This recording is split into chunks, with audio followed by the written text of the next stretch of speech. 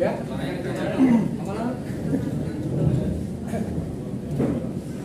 Selamat siang rekan-rekan media semuanya. Senang sekali bisa kumpul hari ini semuanya. Hari ini adalah hari yang kalian tunggu-tunggu.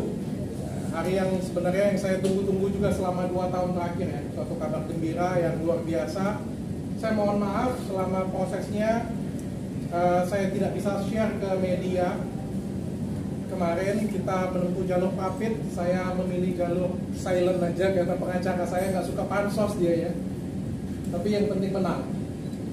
Dan mungkin untuk pertama saya awali dari pengacara saya, Bang Reno, akan menjelaskan proses hukum yang sudah kita jalani, Pak. Silakan, Pak. Terima kasih, Dok.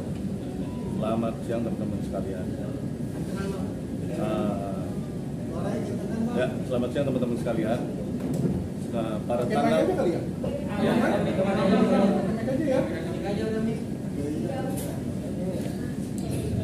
Ya, selamat siang teman-teman sekalian.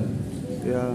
Pada tanggal 14 November melalui lembaga pra-peradilan di Pengadilan Negeri Jakarta Selatan, klien kami Dr. Richard Lim dengan Hans Pranata mengajukan pra-peradilan terhadap perkara pencemaran nama baik dan ilegal akses, dan melalui lembaga pra-peradilan tersebut klien kami telah ditetapkan bahwa penetapan status tersangka pada pencemaran nama baik dan ilegal akses dinyatakan tidak sah secara hukum, dan penyitaan barang-barang bukti yang disita oleh Polda Metro Jaya melalui Krimsus itu juga dinyatakan tidak sah, dan putusan itu telah dikrah.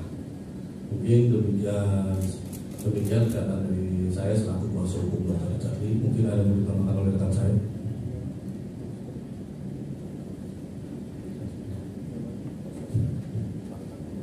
Prosesnya sendiri cukup berjalan lancar, walaupun pada awal proses praktik itu dari Polda Metro Jaya yang menunjuk divisi hukum tidak hadir dalam 2 kali panggilan, jadi baru sidang ketiga, baru sidang itu dimulai. Pemeriksaannya kita sudah bacakan permohonan, kemudian dari Polda Metro sudah mengajukan jawaban, replik, duplik, pembuktian. Kita mengajukan bukti surat dan ahli, dari Polda mengajukan bukti surat sebanyak 150 bukti surat. Terus kemudian dilanjutkan kesimpulan. Baru tanggal 14 November, alhamdulillah permohonan dari Dr. Richard dan Hans Pranata dikabulkan untuk seluruhnya. Di antara salah satunya yang paling terpenting adalah adanya kewajiban dari pihak Polda Metro Jaya merehabilitasi harkat dan martabat nama baik klien kami sejak putusan pra-peradilan tersebut. Sementara ada yang tambahkan?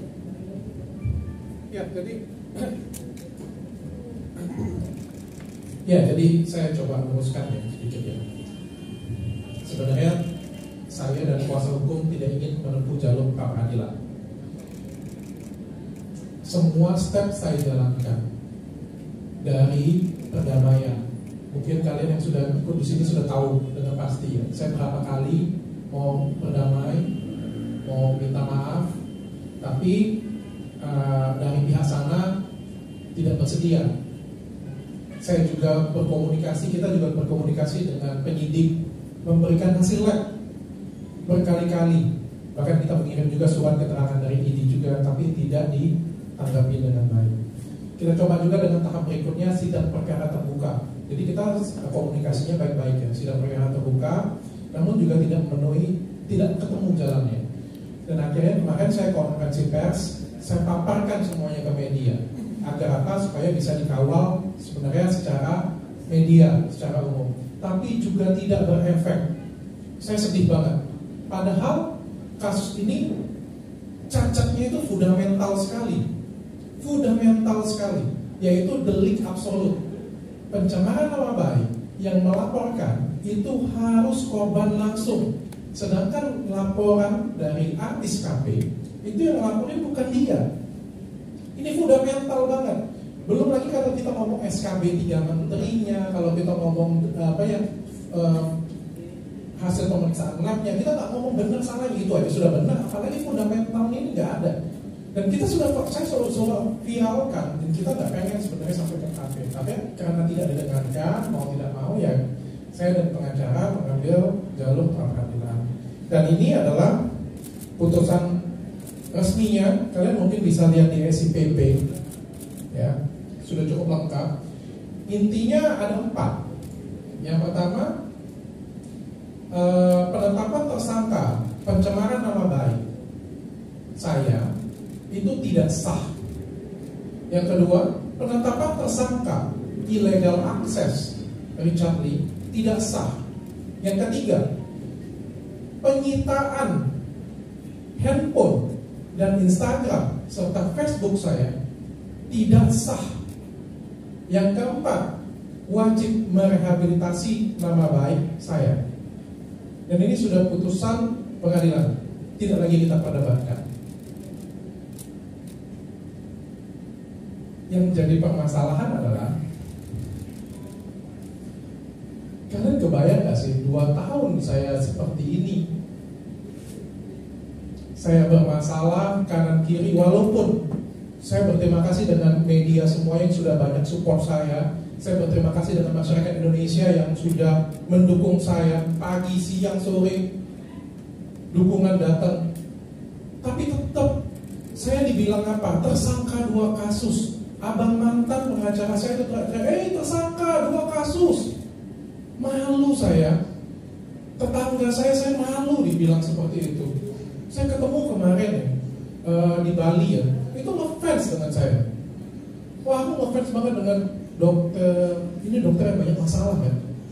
Aduh, aku malu banget. Aku ditangkap. Kalian kemarin ke flashback lagi videonya ya. Kayak gimana aku lihatnya? Aduh, miris banget. Aku aja ngelihat kayak gitu kayak gila ya. Aku diangkat segitunya. Ini aku belum cerita. Ini baru aku cerita diangkat. Nanti aku akan ceritakan lebih detail setelah aku diangkat bagaimana di salah satu podcast nanti. Setelah aku diangkat bagaimana, itu ada ceritanya lagi yang dalam lagi. Saya diangkat terus, belum cukup itu, sudah viral luar biasa, belum cukup itu, saya ditahan lagi 1 kali 24 jam. Dan kalian tahu gak saya ditahan di mana? Saya ditahan di dalam penjara yang paling dalam, paling jelek, paling kumuh, yang di dalamnya ada 80 orang. Yang kalau kalian tidur, itu kalau tidur semuanya, itu nggak bisa tidur. Jadi pasti ada yang duduk, ada yang berdiri. Jadi tidurnya itu gantian. Kalian noleh ke kanan, noleh ke kiri sini. Noleh ke kiri, ketiak. Karena orang tidur lagi kayak gitu. Noleh ke kanan, ketiak lagi. Bayangkan, dan ketiak itu ketemu ketiak. Saking nempelnya seperti itu. Saya di penjara bersama pencopet, penjambret, teroris, Dr. Richard. Astaga. Kalian kebayang gak sih jadi saya? Walaupun itu cuma 1 kali 24 jam, itu adalah pengalaman yang luar biasa. Itu baru permukaan yang saya ceritain. Belum lagi orang tua saya, betapa sedih kepikiran orang tua saya. Orang tua saya ini orang Palembang, bukan orang berpendidikan tinggi. Orang yang ketakutan sekali. Setiap kali ketemu nangis, papa saya nangis, istri saya tuh penakut banget. Belum lagi kita ngomong omongan tetangga, jejak digital. Anak saya dibilang apa nanti? Anak 2 tersangka. Walaupun dukungan masyarakat besar ke saya malu. Saya sangat dirugikan.